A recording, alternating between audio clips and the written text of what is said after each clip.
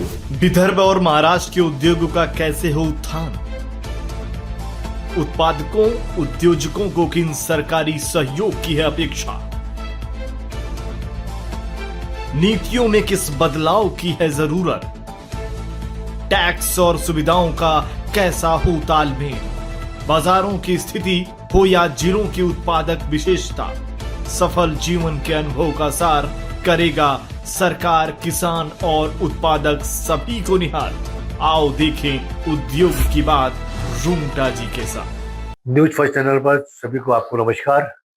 नए वर्ष की शुभकामनाएं और उम्मीद है यह नया वर्ष आप सभी के लिए लाभदायक, शुभकारी और देश के लिए, विदर्भ के लिए बहुत गतिमान, प्रगतिशील रहेगा।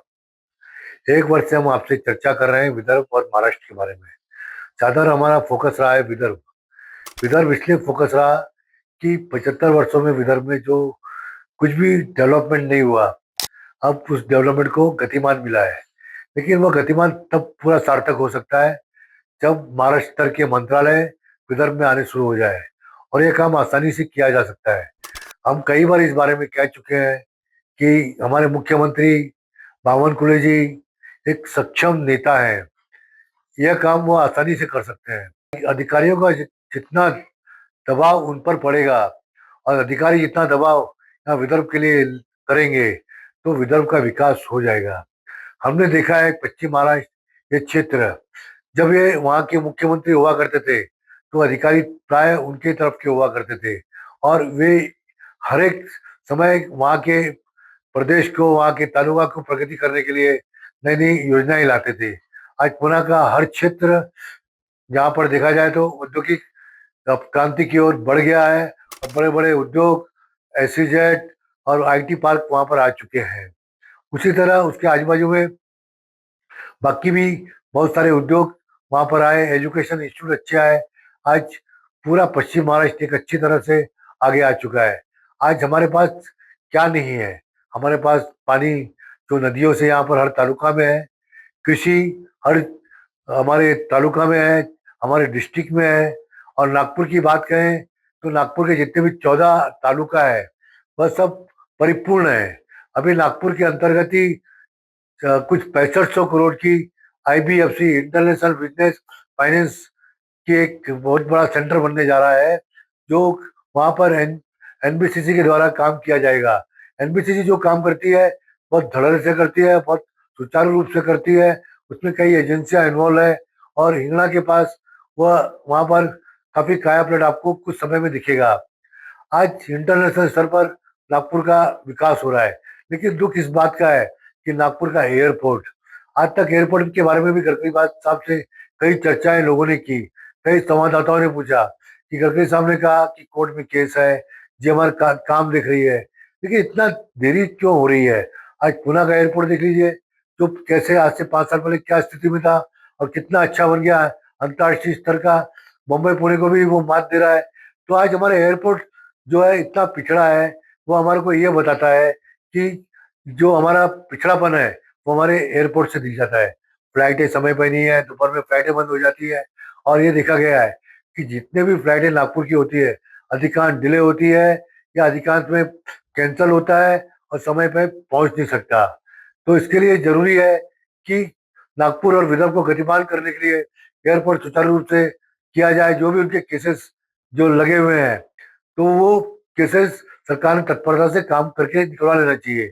और एयरपोर्ट का पूरा नवीनीकरण होने वाला है, यानी पुराना एयरपोर्ट को पूरा विध्वंस कर दिया जाएगा और पूरा नया एयरपोर्ट सोनेगांव की तरफ से बनाया जाएगा। यह सरकार की एक स्कीम चल रही है। अब अगर हम बात करेंगे नागपुर के बारे में, नागपुर के बारे में हम चर्चा करते हैं तो आपको बताना चाहते हैं कि नागपुर जो सबसे मेन फोकस सेंटर है, तो उसके बारे में कुछ मैंने जानकारी ली है कि नागपुर अर्बन जो तालुका है वो आईटी बहुत अच्छी तरह से नागपुर में आ गया है और आते जा रहा है। और गडकरी साहब इनका भी कहना है कि 1.5 लाख से लोग यहाँ पर ज्यादा आईटी में काम कर रहे हैं। उसी तरह टेक्सटाइल भी काफी अच्छा वहाँ पे है, और कॉमर्स हब भी वो बना हुआ है। उससे उस तरह नागपुर रूरल देखेंगे तो ऑरेंजेस, वेजिस और डेयरी प्रोडक्ट के लिए बहुत आगे है। उसमें अगर बात करें तो उसमें हल्दीराम और अमूल और आपका दिनसा बहुत अच्छी डेयरी वर्क कर रहे हैं। अभी तो मदर डेयरी भी आ गई है, वो भी अच्छा काम कर रही है। हिंगणा इंडस्ट्रियल जो है वो एक एसईजेड के साथ काम कर रहा है और 5 स्टार जैसा एक काम कर रहा है। हिंगणा में काफी भी संभावना है और 1000 से ज्यादा वहाँ पे छोटे बड़े उद्योग काम कर रहे हैं। उसी तरह कामठी को देखें तो वहाँ पे मिला जुले छोटी छोटी इंडस्ट्रियां हैं और एग्रीकल्चर सेक्टर की मजबूती है। सावनेर में वहाँ के संतरे मशहूर है, कॉटन भी अच्छा वहाँ पर होता है और वहाँ पे सोयाबीन का बहुत बड़ा ये साधन है।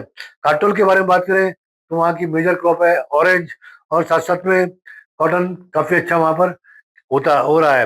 रामटेक तो पर्यटन का सबसे बड़ा स्थल है, रामटेक जहाँ पे राम जी के पैर लगे थे। आज बहुत बड़ा फिल्म स्टूडियो बनने जा रहा है और वहाँ पे करीब बहुत बड़ी एमआईडीसी का भी जगह ग्रहण की गई है। साथ साथ में वहाँ पे चावल का भी बहुत बड़ा सेंटर है। उमरेड उमरेड में सोयाबीन, ऑरेंजेस और पल्सेस काफी मात्रा में किया जा रहा है। नरखेड़ जो ऑरेंजेस के कारण काफी फेमस है। और पारसिनी एग्रीकल्चर, वहाँ पे कुछ जंगल का भाग लगता है, जंगल के भी पुलिस वहाँ पर हुआ करते हैं। मौदा मौदा में तो एनटीपीसी का पावर स्टेशन भी है और वहाँ पर चावल की अच्छी पैदावार होती है, बड़े बड़े चावल के वहाँ पर कारखाने भी हैं। उसी तरह कुई कुई में पेड़ी और वीट का अच्छा कल्टीवेशन होता है। कलमेश्वर कलमेश्वर तो सबसे बड़ी मंडी है, वहाँ पे छोटे छोटे कुछ उद्योग है।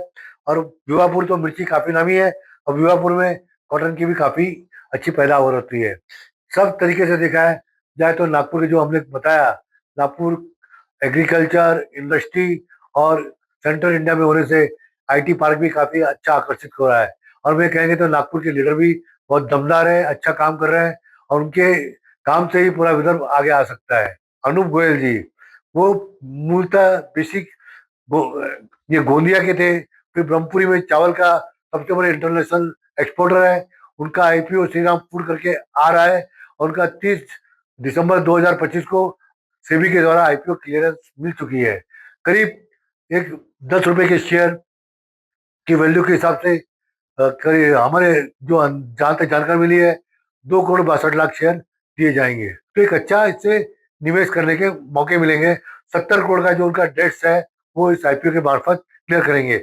उसमें उसके जो प्रमोटर है वो खुद अपने गोयल साहब है, उनका बेटा अमन है, चौधरी जी है और खुद गेटा एनर्जी जो प्रोजेक्ट लेके आ रही है कुलगेश्वरी योजना वो है। तो इस तरह से हमारे जो लोग आईपीओ ले रहा है उसका हम स्वागत करते हैं। विदर्भ के लोगों को चाहेंगे कि उनके आईपीओ में जरूर से जरूर पार्टिसिपेट करें, क्योंकि हमको विदर्भ को मजबूत करना है। और श्री राम फूड ने इस तरह इस वर्ष जो प्रॉफिट दिखाया है काफी बम्पर दिखाया है। उसके पिछले साल चावल पे काफी बंदी आई थी, उसके बावजूद भी उन्होंने लॉस नहीं किया, वहां पर भी उनका टर्नओवर ठीक रहा और उनका प्रॉफिट भी बढ़ा। श्री राम फूड का गोयल साहब का एक अच्छा आईपीओ आ रहा है। तो इस तरह से हमारे विदर्भ में लोगों ने अभी इसको प्रगति करने की दिलचस्पी ली है। हमें सिर्फ हमारे नेताओं से कहना है, आप यंग हैं, आप डायनेमिक हैं और जिस तरह पश्चिम महाराष्ट्र के नेताओं ने 75 साल में काम करके दिखाया, बहुत समय लिया, अब 15 साल में वह काम बहुत आगे कर सकते हैं। मुंबई का देवेंद्र जी का कायाकल्प किया है।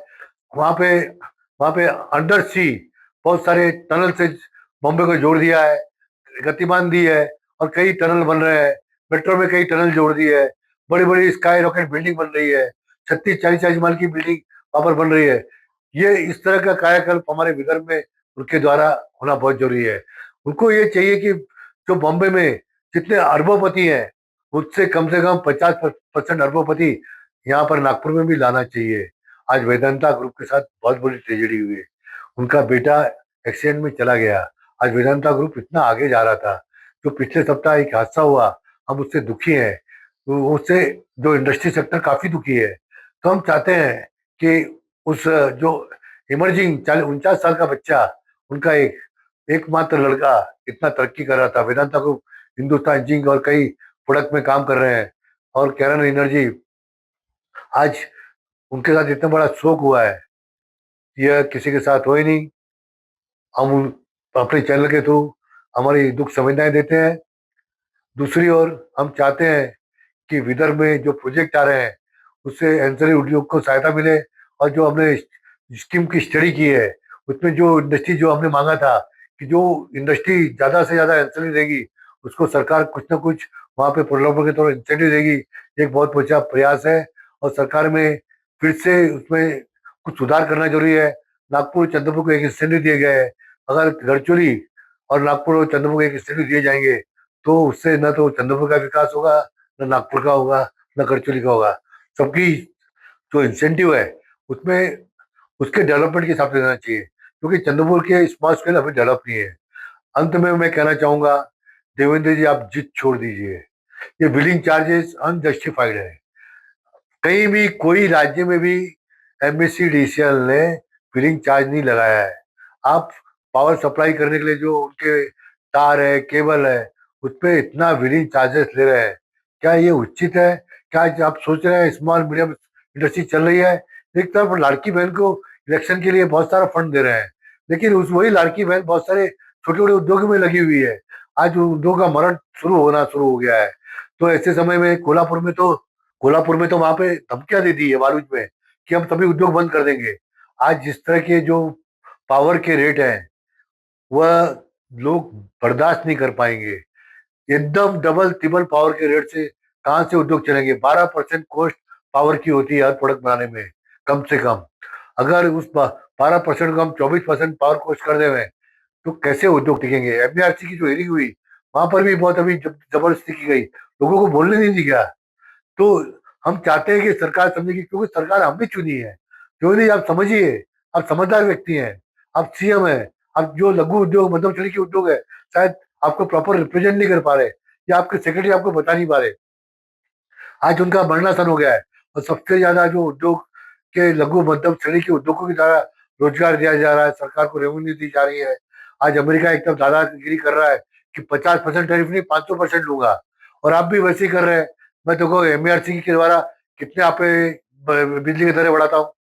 तो आप समझदार हमारे सीएम है, विदर्भ के हैं, विदर्भ के माटी के हैं, जो विलिंग चार्जेस है उसको वापस लेंगे, जो बड़े दर है वो वापस लेंगे, एफएससी वापस लेंगे, और उस तरह से अगर बिजली की दर सामान्य होगी, देखिए आपका विदर्भ, आपका महाराष्ट्र कहाँ जाता है। और हमेशा आपका विदर्भ महाराष्ट्र रणनीति रहेगा। आप ये जरूर समझकर, ये जानकारी लेकर पावर के रेट कम करेंगे और विदर्भ और महाराष्ट्र को खुशहाल करेंगे। नमस्कार। अगर आप ये वीडियो YouTube पर देख रहे हैं तो हमारे चैनल को सब्सक्राइब कर बेल आइकन दबाएं।